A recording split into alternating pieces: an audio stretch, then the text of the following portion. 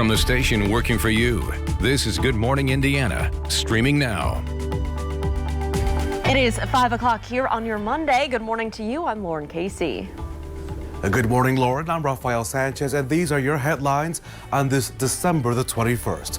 Healthcare workers rolling up their sleeves. We're getting a look behind the scenes of the COVID-19 vaccination clinic at Riley Hospital for Children. And a local soup kitchen working hard to make sure stomachs stay full. The help they're providing for hungry Hoosier families this morning.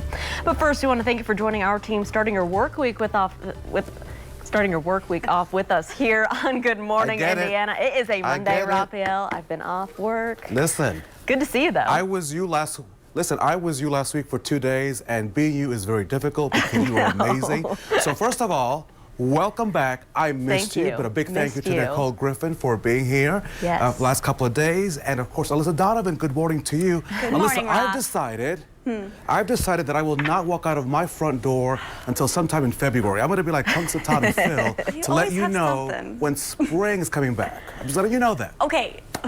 Okay, well, she's like, I can't make any promises right now. I mean, today's not going to be that bad. It's not going to be that bad through Wednesday. I would stay inside on Christmas Day because that is going to be a very chilly day. Right now, you can see it's quiet on the radar. Temperatures across the area in the mid and low 30s. That radar is going to change shortly, though. We have this system moving into the area from the west. That's going to bring us the potential of just some spotty showers mid-morning and into the early afternoon hours. We should see that by about 9 or 10 a.m. moving into central Indiana, and it will only last until just after the noon hour. Our best chance of seeing those spot showers here in Indianapolis is right around 11 to 12 this afternoon. So looking ahead, temperatures will be into the mid 40s today. We're about 10 degrees above average. After those showers pass, we're going to be left with some breezy winds, those gusts close to 30 miles per hour, and then our skies are going to clear a little bit. Could see some peaks of sunshine and clear skies overnight, and then we do have some better chances of wet weather on the way midweek and much colder air on the way as well.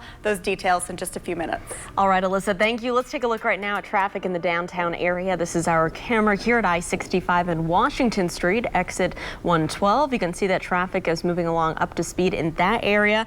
Just keep in mind, we have some north split work starting and going on really throughout this month, and they did have some work rescheduled to today and tomorrow. That's only in the overnight hours, so it's wrapped up already this morning, and everything looks to be traveling up to speed and is open at this time. So, of course, we'll continue to keep you updated if there are any lane restrictions you need to be aware of, but right now things are traveling up to speed in downtown. Raphael? So Lauren, new this morning, Metro Police looking for the driver in a deadly hit-and-run crash. This happening on the west side of Indianapolis. Here are the details this morning. Police say the driver hit a man walking on West Washington Street at Biltmore Avenue. That's directly in front of the Wayne Township Fire Station number 82. The man died from his injuries at the hospital. Investigators say they believe surveillance video will help them determine the driver involved in this crash. The coronavirus pandemic continues to have a severe impact on the Hoosier state, so let's take a look at the latest numbers. On Sunday, the state health department reports nearly 6,600 new coronavirus cases. Health officials also report 53 more Hoosiers have died with the virus. An average of 65 Hoosiers have died with COVID-19 each day this month. The state's 7-day positivity rate is falling, though. It's now at 12.2%. Raphael? Hundreds of frontline workers, Lauren, are rolling up their sleeves to get the first dose of the COVID-19 vaccine. Good Morning Indiana and WRTV stopped at Riley Hospital for Children to see their efforts. You see, Riley's clinic is one of 7 in which IU Health is administering the vaccine right here in central Indiana. On Sunday, 290 people received the first of 2 shots. Volunteers are administering around 24 shots per hour to healthcare workers. Many of these frontline workers hoping their trust of the vaccine inspires others to feel safe about getting it. I'm a frontline worker and I'm exposed to COVID on a daily basis, and I also think it's important for my family, and I hope that I can set a good example and show people that it's safe and that we all need to do this to get through this pandemic. We want to thank you, of course, for all your efforts there. Vaccination clinics like the one at Riley Hospital are encouraging patients to sign up for a program. This program is called V Safe on their phone. This tracks symptoms and reactions of the vaccine to people around the country. And Raphael, more vaccines are arriving right here in Indiana today, this time from Moderna.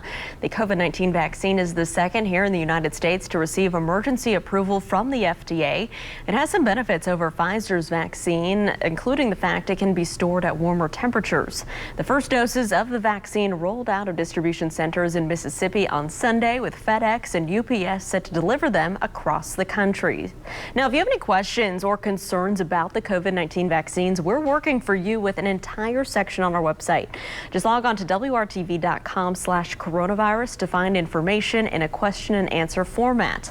Plus, we have all the latest coverage from our team in this section, as well as stories from the experts, frontline workers, and those who have battled the virus. Raphael? That section, Lauren, by the way, is a great resource. This morning, of course, and this year, soup kitchens across the country, they're doing their best to feed people who are in need.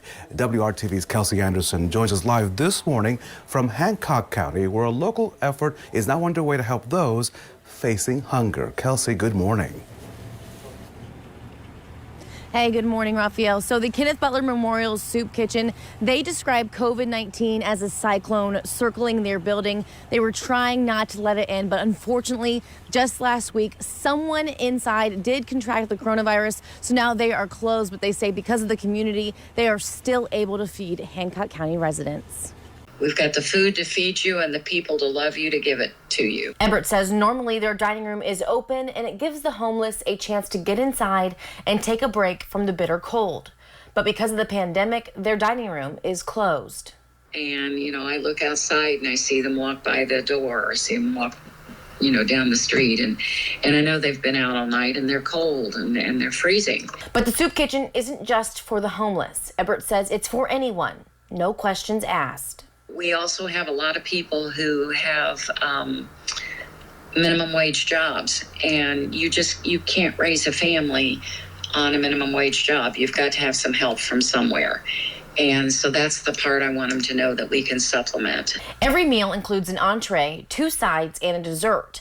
And you could pick up lunch from 11 to 1 and dinner from 5 to 7, Monday through Friday. She says they make large sacked lunches for folks to have for the weekend. I just want people to know that we're here, and we want to take care of you. We want to feed you. We want to help you out in any way, because, I firmly believe that God put us on earth to help one another. So even though their kitchen is closed right now, they are still, again, able to feed people. Last week, the sheriff's department and a local restaurant stepped up to fill that need. And then starting this week, they're going to be feeding people in this parking lot right here out of a trailer. But they are just going to be doing it from 11 to 1, Monday, Tuesday, and Wednesday this week. And they will serve lunch and dinner both during that time. And they are closed again on Christmas Eve and on Christmas Day. Reporting live, Kelsey Anderson, WRTV. Kelsey, thank you so much. The Kenneth Butler Memorial Soup Kitchen will be closed on Christmas Eve as well as Christmas Day, but the annual Christmas Eve of Love and Caring is still happening at the Hancock County Fairgrounds, just trimmed down just a little bit. They're still providing carry-out meals as well as giving families a bag of toys. The event, of course, begins at 9 in the morning and goes all the way through 12:30 in the afternoon. Lauren? Well, Raphael, today Congress could approve another round of stimulus checks to put some much-needed money in your pockets. This morning, we're taking a look at what took so long. It is 5:09. We'll be right back on the other side of the break. Stick around.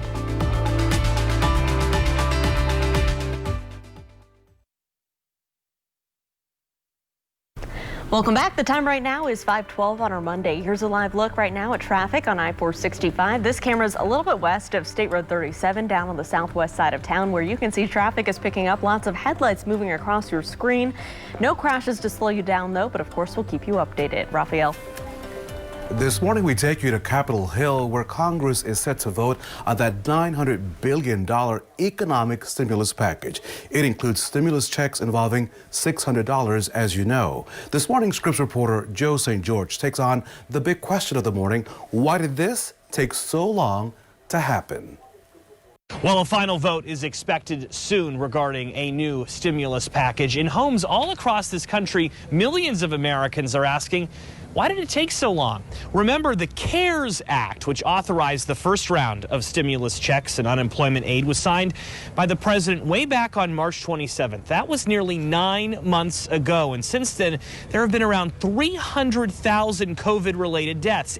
8 million more Americans are living in poverty just since the summer. One big explanation is, well, politics. The presidential election took center stage all year, and one party perhaps didn't want to make the other party look like they were handing them a victory. As for why Congress always seems to wait until the last moment to pass bills, Democratic Majority Leader Steny Hoyer in the House put it like this to Politico recently: why this takes so long is because we procrastinate and we pretend just one more day and we'll get a better deal. And it's frustrating for me, it's frustrating for everybody, but that's what happens. Now there is even talk about what the next round of economic relief would look like. After all, once the Georgia runoff is over in early January and President-elect Joe Biden is in the White House on January 20th, in theory, less politicking and more governing can take place. Cities and states, after all, want aid to offset losses. Businesses want liability protections. College graduates want loan forgiveness. And some economists want even more stimulus checks for Americans. After all, while we may have a vaccine,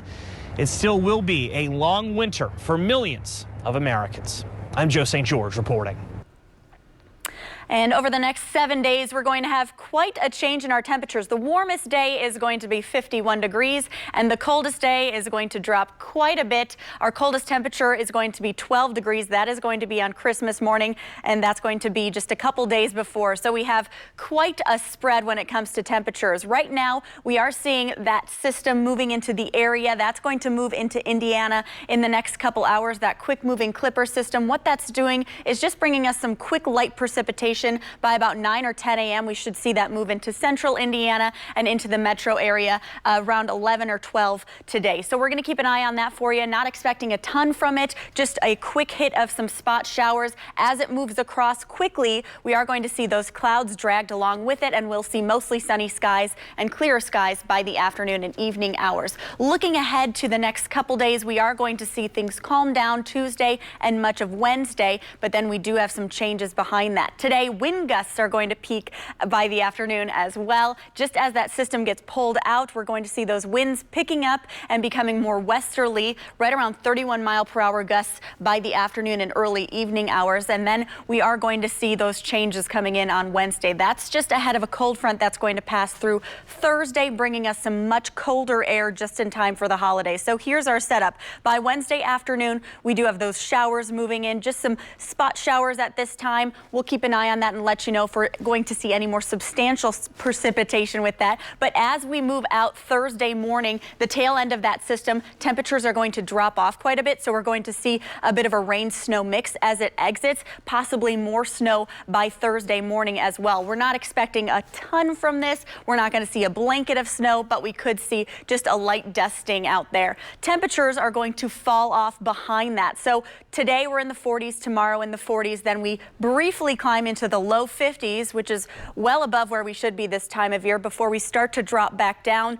30s on Christmas Eve, and then 20s for Christmas Day highs. Our morning lows on Christmas Day are going to be in the teens and right around 12 degrees here in Indianapolis. So a very chilly start to our holiday as we approach it. Today, temperatures will start in the 30s. We have those spot showers moving through right around the midday, and then we are going to see those temperatures close to 46 for our daytime highs. Mostly cloudy to start and clearing up to end, with those breezy conditions in the middle as well. Looking ahead, those temperatures will climb till Wednesday, and then we'll start that big drop off, and you can see those overnight lows 18 on Saturday morning. So it is going to be a chilly couple days there as that cold front passes just in time for the holiday. Very chilly on Christmas Day. The good news is we are going to see mostly sunny skies on Christmas Day. So you could get outside, maybe do a family walk, but you'll definitely want to bundle up.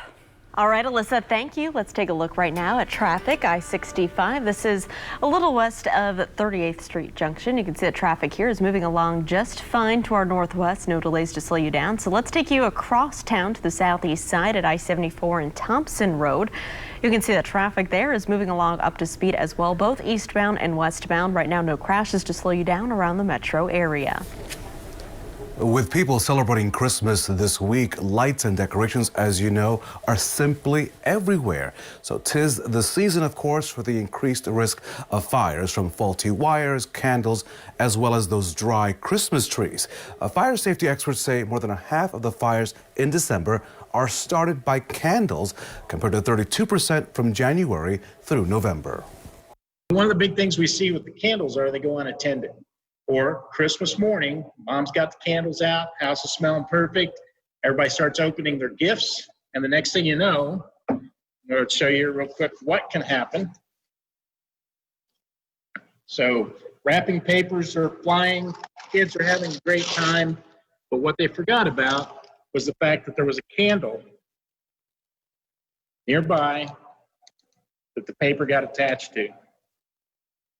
And when that happens, we might notice this and we might not, but it could smolder, could go unattended for quite a long time. And this fire will spread rapidly. And so we just need to pay attention. Of course, when Mike Pruitt puts on those gloves, it's serious business. Watch out for those candles. Between 2014 and 2018, fire departments nationwide responded to an annual average of 7,610 home structure fires caused by candles. As for fires caused by Christmas trees, they are uncommon, but they're also more likely to be serious when they do occur. So the big thing to remember over the next couple of weeks is to water natural Christmas trees at least once a day. As for Christmas lights and decorations, you should turn them off every night before you go to sleep. Lauren? Raphael, Colts fans still catching their breath after a thrilling victory on Sunday. We're taking you inside the locker room for the team's reaction and what the win did for their playoff chances. And we have a deal for you. What better way to get into the Christmas spirit? And there's the music than with some Christmas lights. Coming up at 6 o'clock, we have your chance to win tickets to the Christmas Nights of Lights show. Where? At the amazing Indiana State Fairgrounds. You're watching Good Morning Indiana on this Monday, right here on WRTV.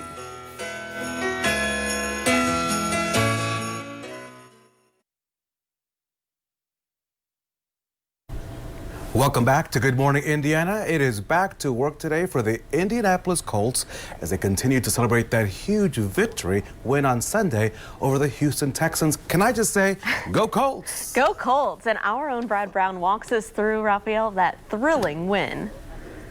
It was a stellar opening quarter for the Colts that set the tone in Sunday's rematch against the Texans. The first drive for the offense went 81 yards in 10 plays, chewed up more than 5.5 minutes. Jonathan Taylor's touchdown run got the scoring started. The defense was doing its part as well after so many sluggish first halves this season. A couple of sacks in the first quarter. DeForest Butler forced the ball loose on this one. Justin Houston recovered the turnover, the D giving Deshaun Watson all sorts of trouble early on. Coaches worked with me really well. We had a good game plan coming in on how we're going to use me today. Third down, some key situations. Everybody was just really, the communication was, perfect, from player to coach to from top to bottom.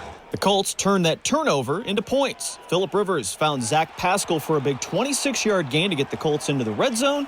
Then it would be Rivers to Pascal for the touchdown. A quick 14-0 advantage for Indy. Each rep, each day that builds, you build more and more comfort together, all of us. And that was obviously huge. That was obviously a huge play after getting backed up there. That was a big time drive. Everybody contributed. The middle part of the game was a grind. Houston was able to chip away at that margin all along. By the middle of the fourth quarter, they had come back to tie it up. Watson to Kiki QT over the middle and into the end zone. With the kick, the game was tied at 20. Play of the day came with just over 2 minutes left. Rivers over the middle. T.Y. Hilton was wide open among 3 defenders. Biggest gain of the game, moved the ball to the 3-yard line. There was a little communication with the backside safety at 50 early, kind of alerting 50, I guess, that T.Y. was the number 3 receiver. And I did feel like pre-snap they were going to 2. But when they started conversating, I was like, shoot, they're not going to let it happen. And but they did. Pascal capped off his biggest game of the season. The toss out from Rivers, Pascal dives for the pylon, and he's in for the score. 5 catches for 79 yards in the game, but the stretch there put the Colts back in the lead. Because of the penetration by the DN, I had to kind of bubble back and run like a swing. And he threw it to me. So, he threw it to me, and I knew it was just going to be one-on-one for the end zone, and I knew that we needed a touchdown. Then see if this sounds familiar. The Colts defense had to make a play to secure the win. Watson to QT, looks headed to the goal line, but Darius Leonard comes from behind and punches the ball loose. Bobby Okereke eventually ends up on it in the end zone, and in a blink, the Colts pick up their 10th win of the season. No less thrilling than a couple weeks ago.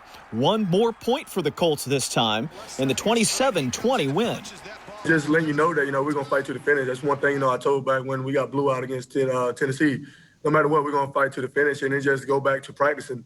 Every last series in practice, we always talk about, finish practice. Then if you finish practice, you finish the game. And we are in for a bit of a roller coaster when it comes to weather this week. Today, we are going to see a quick moving system move through about mid-morning and into the early afternoon. That's going to bring us a quick chance of some showers. Temperatures today about 10 degrees above average in the 40s, and we're staying in the 40s Tuesday, and then we'll dry out Tuesday and most of Wednesday afternoon. Another system moves in. That is going to take us into the 50s Wednesday, and then maybe a chance of a rain-snow mix Thursday, and then much colder temperatures just in time for Christmas Day. 24 degrees for the high. You're watching Good Morning Indiana. We'll be right back.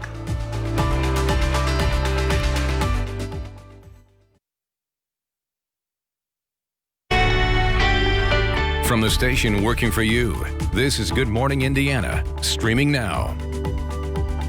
More help is on the way. This bill is a good bill.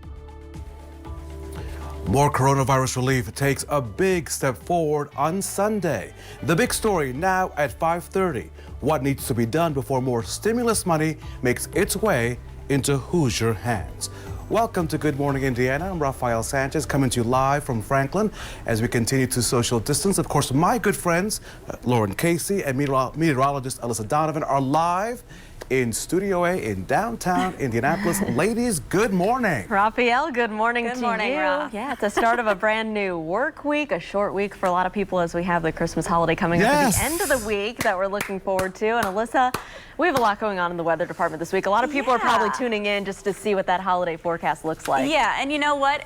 It depends on what you like for the holidays. Okay. It's definitely going to feel like winter on Christmas Day. It's not really going to look like that white Christmas that a lot of people hope for and cross their fingers for. Not likely going to see that this year. Today, though, I want to start with, we do have some showers in the forecast. We have this system moving into Indiana right now, just crossing that Illinois border. We're going to see those showers mid-morning and into the early afternoon before things clear out this evening. Our best chance of showers in the metro area are going to be between 9 and about noon today before we start to see things taper off. Maybe just one quick shower expected this afternoon still, but for the most part, we'll dry out and see some clearer skies later today. Temperatures starting just right around freezing this morning, 30 degrees in Indianapolis, a little warmer to the south where we have that warmer air filtering in. That's going to move into our area in the next couple days here. You can see 50 degrees for our high today in Bloomington, 50 in Columbus. We'll be right in the mid-40s. We are going to climb into the 50s briefly midweek. More chances of showers, chance of maybe some snow in the forecast, and then much colder air all behind that just in time for Christmas Day. I'll have those details in just a few minutes. All right, Alyssa, thank you so much. Let's take a look at traffic as you're heading out the door this morning. This is I-465 and I-865 up in the dogleg there on the northwest side, where traffic is moving along up to speed in all directions. No crashes or delays in this spot to slow down your Monday commute. Raphael? So new this morning, Lauren, Metro Police looking for the driver in a deadly hit-and-run crash, this on the west side of Indianapolis. Police say the driver hit a man walking on West Washington Street at Biltmore Avenue. That's directly in front of the Wayne Township Fire Station number 82. We're told that the man died from his injuries at the hospital. Investigators say they believe that surveillance video will help them determine the driver involved in this crash. Well, just in time for the holidays, lawmakers have reached a compromise on a new COVID-19 relief deal. Struggling Americans have been waiting months for the $900 billion package. Among the key things, a revival of the Paycheck Protection Program, providing forgivable loans to qualified businesses. $300 weekly unemployment checks, which is down from the $600 in the last stimulus deal. Funding for vaccines, testing, and other treatments is also included, as well as help for schools, renters, and parents struggling with childcare. And another $600 one-time payment to most people. Now to the latest of the pandemic and its impact on our state.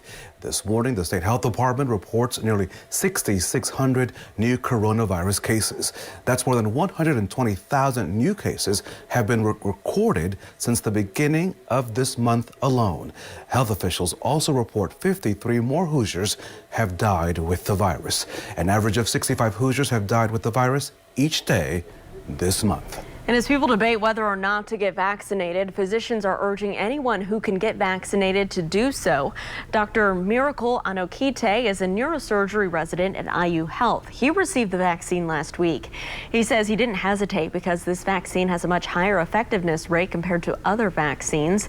He says so far he's had no symptoms. This morning he really hopes African Americans take him at his word. For those who are debating whether or not to get the vaccine, please get the vaccine, especially for those in the African American population. The healthcare system has not been kind to the African American population and also to the minority population. We have the blight in medical history and in African American history and history of humanity with the Tuskegee experiments. And this puts a lot of African Americans, puts them in a place where they're afraid of the medical system and new medications and new drugs and new vaccines and new treatments that come in from the scientific community. Rightly so, they should be. But this is not Tuskegee. This vaccine is something that can help stave off the pandemic that is rampaging through the communities of African Americans, Blacks, Latinos, and other minorities as well. To better protect yourself and to better protect the people around you, please go ahead and get this vaccine.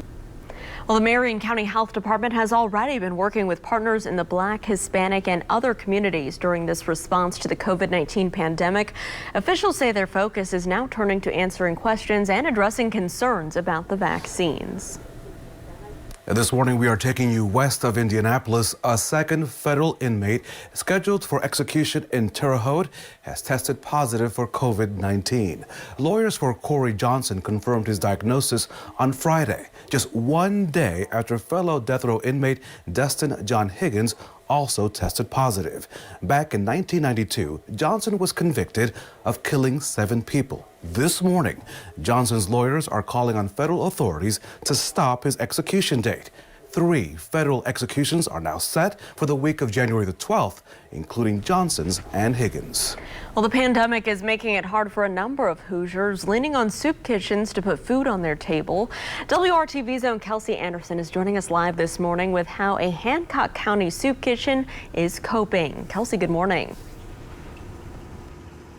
Hey, good morning, Lauren. So the Kenneth Butler Memorial Soup Kitchen, they have not missed a day of service here in Greenfield since the pandemic started. Even now, as they deal with a coronavirus exposure, the community is stepping up to make sure Hancock County residents are still being fed.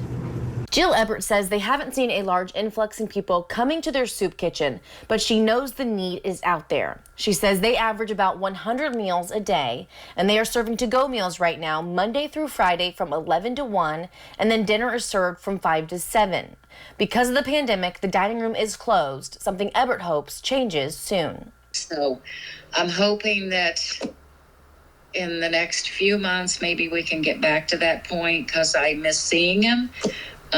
We've become this little family, and we talk and we laugh and we cry, and we've just all bonded, and we don't have that anymore, and that's sad. She knows the soup kitchen wouldn't be possible without the community. She tells me in 2019 they served more than 24,000 meals, and she only spent $800 on food.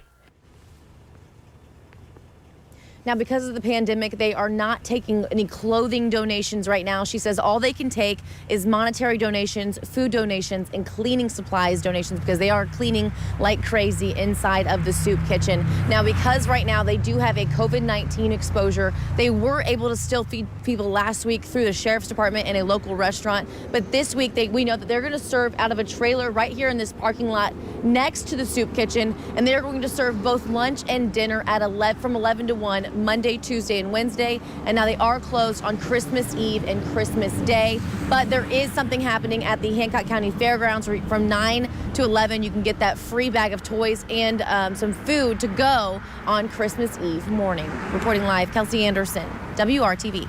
Kelsey, thank you. The time right now is 5:38. Now, we know the coronavirus pandemic is getting a lot of attention, but a reminder, it is still flu season.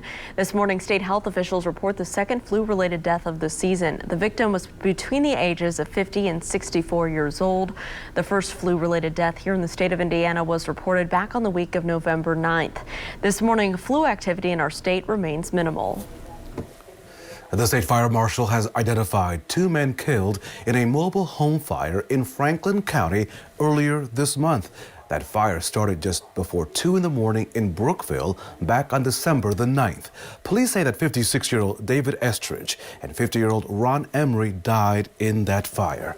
After the fire was out, investigators learned the home's only heat source was a wood stove.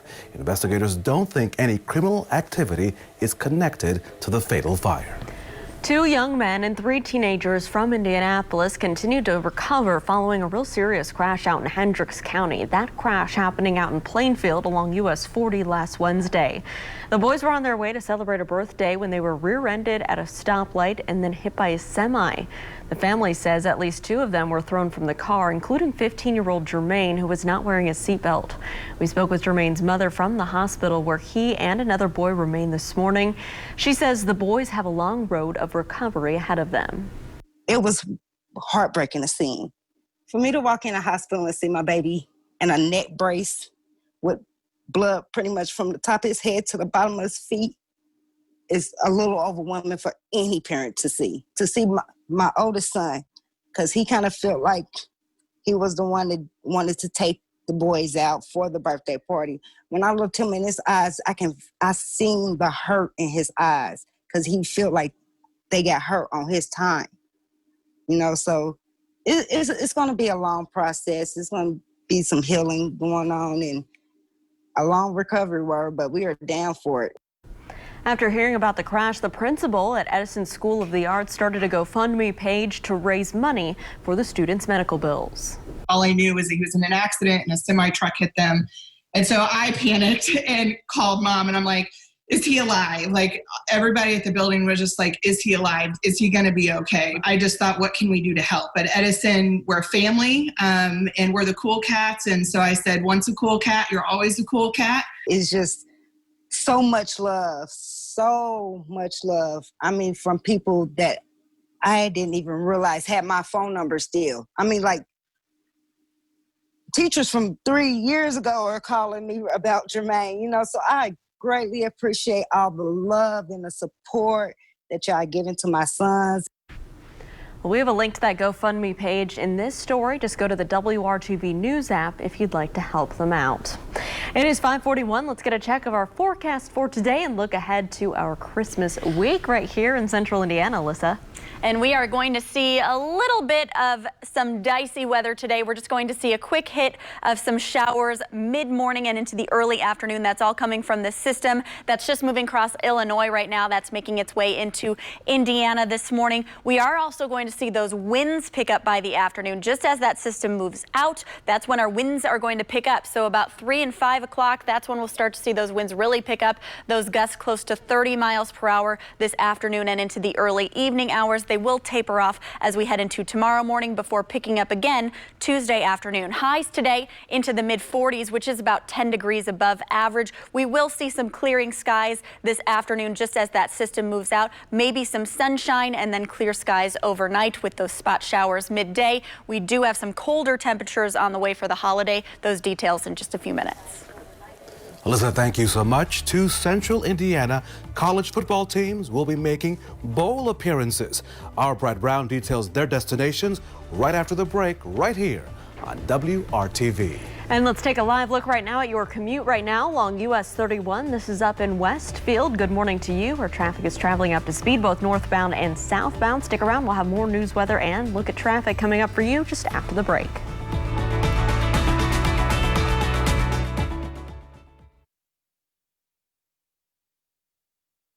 Welcome back. It is 5:46 on our Monday. Raphael, the IU football team has learned where it'll be playing its bowl game this season. As our Brad Brown explains, Lauren, it was not what the Hoosiers had hoped for after winning 6 of 7 games in the regular season. It was, by many measures, one of the best seasons in IU football history. They went 6-1. Only loss was by a single score to Big Ten champ Ohio State. Indiana finished 7th in the final AP Top 25, but evidently it was not enough to make one of the big New Year's 6 bowl games. Indiana will play in the Outback Bowl on January 2nd. That game in Tampa, a homecoming of sorts for IU head coach Tom Allen. The Hoosiers will take on Ole Miss, a team that went just 4-5 in the SEC this season. At number 7, IU is the highest-ranked team ever to not make a New Year's 6 bowl. SEC runner-up Florida and Big 12 runner-up Iowa State got spots in the Cotton and Fiesta Bowls, despite being ranked behind Indiana. Ball State is also going to a bowl game. The Cardinals will face Mountain West champ San Jose State in the Arizona Bowl. That game is set for New Year's Eve out west. It's BSU's first bowl appearance since 2013. Brad Brown, WRTV Sports. Brad, thank you. So this morning, doctors are preparing for a baby boom due to the COVID-19 pandemic. One practice out in Buffalo, New York is seeing a lot more pregnant patients lately. They predict hospitals are going to be really busy in the coming months. Typically, the practice in New York delivers about 50 babies per month. Starting in 2021, they're expecting to welcome 80 babies each month. Oh boy, starting the first of the year, all the way through June, I think we're going to have a really big increase in deliveries. The hospital is going to be quite busy. Well, more deliveries means more hospital beds, but with hospitals filling up with coronavirus patients, that's a real concern. The good news is doctors say the virus does not affect fetuses, but they can cause preterm labor. Raphael? Lauren, no babies here at the Sanchez homes. Our babies are coming home, but no little ones. Nope, not this time around. The holiday travel rush seems to be starting despite the pandemic. According to the TSA, more than 1 million people were screened on both Friday and this past Saturday. The TSA officials say this is the first time since the pandemic began that more than 1 million people were screened on consecutive days. The numbers hint at an early rush for holiday air travel, something the CDC warned against the week prior to Thanksgiving. As you may recall, back on November the 29th, the Sunday after Thanksgiving, nearly 1.2 million people flew around the country. Time is flying by. A busy week here in Central Indiana, and our Alyssa Donovan is joining us. Alyssa, good morning to you. Good morning, Raphael. We are going to see a little bit of a roller coaster in the weather department this week. Today, we're starting fairly dry this morning, just some cloud coverage, but then we do have some mid-morning rain coming in that will last until the early afternoon. Then midweek, we do have a wintry mix possibility of some snow showers in there. Could produce maybe just a light dusting, but not likely. We are going to see a white Christmas. However, Christmas, we are going to have a very big change in those temperatures. We are dropping off Christmas morning to about 12 degrees in Indianapolis, and our highs are only going to be in the 20s. So a little bit of everything coming at us this week. And we are starting with those rain showers today. So we have this system moving in from the north that's just approaching the Indiana border right now. We should see that here in central Indiana in the next couple hours here. Looking at TrueCast, best time to see those showers moving into the metro area will be right around 9 or 10 a.m. this morning, but we will see those for some southwest counties earlier this morning. So just keep an eye on that for you. And then we do have that clearing out very quickly just after the noon hour. That will push off to the east, and it's also going to bring those clouds with it. So we're going to be left with some clearing skies as we head into the afternoon today, at least for south counties and then into central Indiana. Areas to the north, you're going to hang on to some of that cloud coverage, and you're going to see some of that lake effect snow possible as well for extreme northern counties. The rest of us, though, looking at a drier afternoon today. As that system picks up and moves out, it is also going to pick up those winds. So here we are right around 5:30 this morning. We are seeing those wind gusts picking up already about 20 miles per hour. By the later afternoon, about 30 miles per hour, just as that system quickly moves across the area and starts to shift those winds, becoming a little bit more westerly. What that's also doing is helping bring in some warmer air, and that's going to impact us over the next couple days. We're going to see those temperatures climb a little bit each day, and then by Wednesday, that's going to be our warmest day. We are going to see this moisture moving in. That's going to bring us the potential of showers late in the day on Wednesday. Overnight, a cold front will pass through Wednesday night into Thursday, so we're going to see that precipitation, switch over to a rain-snow mix, and then possibly ending in just a little bit of snow by Thursday morning. That's our Christmas Eve. Could start with a bit of a dusting on the ground, but look at that. It's going to move very quickly out of the area, and then the rest of the week we are just going to see that colder air filtering in. By Friday, we are well below average with those highs only in the 20s for Christmas Day. Today, 46 degrees. Those spot showers move in mid-morning and into the early afternoon. 43 tomorrow, partly cloudy. That's kind of our quiet weather day. Afternoon showers on Wednesday, our warmest day of the week in the 50s, and then we start to drop back down. Slight chance of snow showers Thursday. Very chilly for Christmas Day. All right, Alyssa, thanks so much. Let's take a look right now at your commute this Monday morning. If you do have to head out to work this morning, no problems out here in the Plainfield area. This is I-70, a look near State Road 267. You can see traffic on the interstate is moving along up to speed. Pretty quiet out there, both northbound, rather eastbound and westbound. Keep in mind northbound and southbound traffic on State Road 267. That's been an area where we've had ongoing construction. You can still see some barrels there off in the grass, but no problems to slow down your commute there. And of course, we'll keep you updated. Raphael? So let's talk about your health. You see, vaping flavors can damage the heart and lungs. That's according to researchers at the University of South Florida.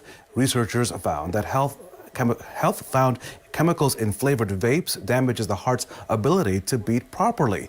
Scientists used 3 popular vaping flavors to test them on mice. They say the solvents interfered with the heart's ability to beat correctly, and adding nicotine caused even more damage. A third test added flavoring. Researchers say that caused the most damage to the heart and its ability to beat in rhythm. Well, an Indianapolis teenager getting the opportunity to warm up with some of his favorite Colts players on Sunday. Coming up, how the blue and white used technology to make this socially distant workout possible. It is 5:53 on your Monday. Stick around. We'll be right back.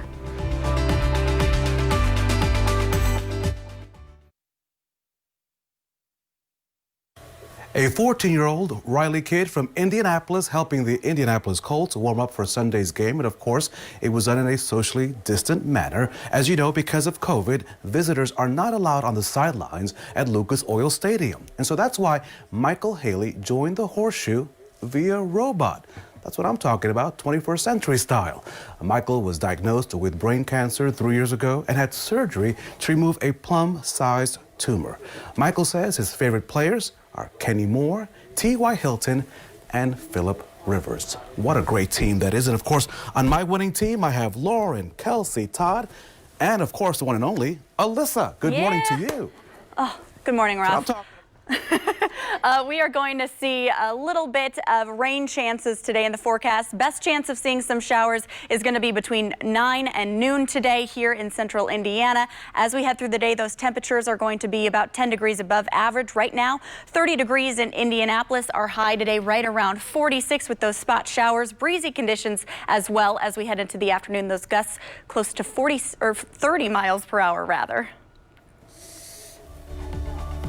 Alyssa, thank you. Food insecurity is real for thousands of Hoosiers, especially during this pandemic. New in the next hour, I'll show you how one Johnson County organization is stepping up to feed nearly 800 Hoosier families this week alone. You're watching Good Morning Indiana right here on WRTV.